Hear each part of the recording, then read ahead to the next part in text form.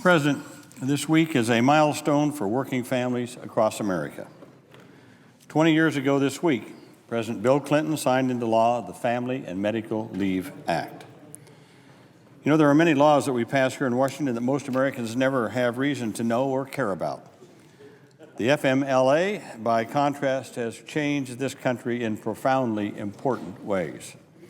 It has touched the lives of millions of working families. It's almost hard to imagine today, but 20 years ago, before this landmark law, workers had to risk their jobs and their livelihoods when family needs arose. There was no national policy for maternity leave or paternity leave. New mothers were sometimes compelled to return to work just days after giving birth, or to quit jobs they would otherwise have liked to keep. There was no law allowing someone to take leave from work to care for an aging, potentially dying parent, or to care for a child with a serious illness. Families had to leave their loved ones in the hands of others, or quit their jobs and face dire economic consequences. There was no policy to allow a seriously ill worker to return to work after recovering from cancer or other serious health condition. All of these workers risked being fired, having no job to return to, and losing their health insurance as well. Countless hardworking Americans were forced to make wrenching choices between their or their family's health and their economic well-being. Well, the passage of the Family and Medical Leave Act changed all of that. It has helped new parents bond with their children during these first magical few weeks of life. It has helped give workers struggling with difficult diagnosis the time and security they need to recover. It's allowed loving family members to care for relatives with disabilities and elderly parents. It has ensured that family members of our wounded warriors can be there to help their heroes recover. Just as important, it has helped countless businesses across the country retain good workers and maintain an experienced, dedicated workforce. The FMLA has been an unqualified success. It has made a real difference in the lives of millions of hardworking Americans. In fact, the FMLA has been used more than 100 million times since its passage 20 years ago. Now, to be sure, the legislative path to the Family and Medical Leave Act was not easy nor quick. In the Senate, Senator Chris Dodd was the tireless champion of the Family and Medical Leave Act. From the time of its first introduction in 1986 to its final passage in 1993. We would not have the Family and Medical Leave Act without Senator Chris Dodd. He held multiple subcommittee hearings across the country, hearing from dozens of witnesses. He led the bill through multiple committee markups, led the floor fight year after year after year. He successfully worked to override 2 presidential vetoes and shepherded it to its final passage in 1993, after which it became the first law signed by a new president, President Bill Clinton.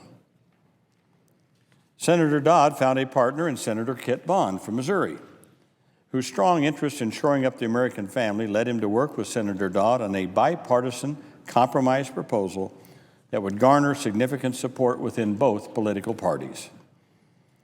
As Senator Bond said upon introducing the final version of the bill in 1993, and I quote, "I believe the single most important step we can take to help all families in America is to try to reinstill individual and family responsibility. And to do that, we as a society need to make family obligations something we encourage rather than discourage. That's why I believe we should enact the Family and Medical Leave Act." Their bipartisan efforts have reaped huge rewards. My office has heard from people around the country who have benefited from the Family and Medical Leave Act. The Family and Medical Leave Act meant that Kimberly Jones from Wisconsin was able to help her developmentally challenged son David during a critical time. After years of struggling socially and in school, after a misdiagnosis that led to medications that made him worse, David finally received the correct diagnosis of Asperger's syndrome, which allowed him to get the right care and the appropriate treatment. The FMLA allowed Kim to take 12 weeks off from work so that she could be with her son, David, to advocate for him, seek out professionals, learn how to help him, support him through detoxification from his previous medications. Thanks to the FMLA, Kim was able to get David situated and take the time to do what was best for him. Kim says that parents shouldn't have to lose their jobs to do what is best for their children. She adds that children and families are in a better place because of the Family and Medical Leave Act. Tanya Pinkston from Atlanta, Georgia, was diagnosed with lupus in 2009, but she was allowed only 3 sick days a year. And as the sole earner in her household with her parents and daughter, she absolutely had to keep her job. Her boss suggested the Family and Medical Leave Act. Later, when her lupus flared, she was able to take leave for 4 weeks to allow her a week in the hospital and recuperation at home. Without the FMLA, Tanya would have been fired for missing so much time, and she probably would have had to go on unemployment insurance. Tanya thanks God for the FMLA and feels fortunate that President Bill Clinton signed it so that it was there when she needed it. And right now, at a Baltimore hospital, Michelle Morocco is using FMLA leave to care for her son, Brendan, a wounded warrior injured while serving in the Army in Iraq in 2009. Brendan is the first surviving quadruple amputee and has already faced challenges few of us can imagine. In December, he underwent a double arm transplant. It has been widely reported in the news media. Now, Brendan will need years of rehabilitation and occupational therapy. When Brendan was originally injured, Michelle's employer at the time voluntarily paid for her 3 months of leave. Michelle's current employer adheres to the FMLA, allowing her up to 12 weeks of unpaid leave to care for Brendan following his transplants. She expects to take 2 months of leave, followed by intermittent leave to be with her son once a week. Without the FMLA, Michelle would have had to quit her job. But with the FMLA, she knows she doesn't have to worry about her job, which is a huge relief for her. The lack of income is a big concern, but it's something she and her husband will worry about later. And thanks to new regulations from the Department of Labor, Michelle will be able to take advantage of a new provision of the Family and Medical Leave Act, allowing up to 26 weeks of leave for the family of veterans injured in the line of duty. So, Mr. President, the Family and Medical Leave Act is one of our nation's most important laws. That's why I will introduce this week a resolution honoring the FMLA and the leaders who made the FMLA a reality. There are so many, and I mentioned those who were here in the Senate. There were those others in the House who also helped shepherd this through. I would mention, of course, Connie Morella, former Congresswoman, Connie Morella, who was so active in that. I would mention also George Miller, Congressman George Miller, Congresswoman Rosa DeLaura, who all worked so hard to get this passed in the House, and people on the outside. Judy Lichtman, in 1993, was the head of something called the Women's Legal Defense Fund. She and her colleague Donna Lenhoff played absolutely critical roles in getting the FMLA written, introduced, and across the finish line. So I wanted to mention those heroes who worked so hard for this important bill. But there's still more work to do, Mr. President, to ensure that families are fully able to see their family responsibilities as well as maintain economic security. Today, workers are ineligible to take FMLA for a variety of reasons.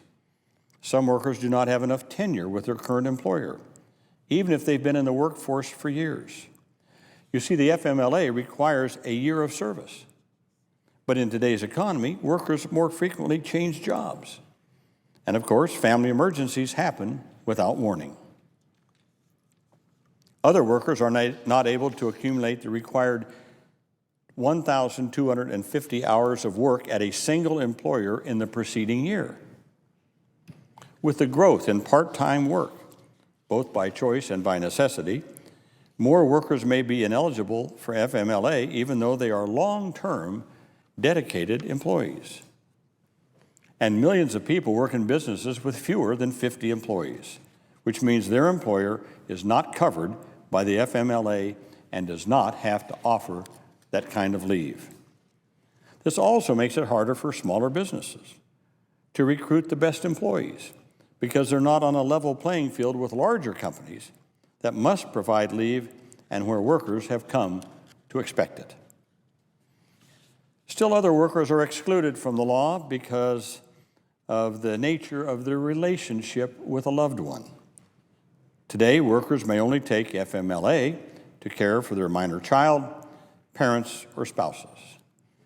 Under certain circumstances, parents may care for their adult child with a disability. But this excludes siblings, grandchildren and grandparents, domestic partners of the same or opposite sex, in-laws, cousins, everyone else. That's why the Family and Medical Leave Inclusion Act, sponsored by Senator Durbin, is so important.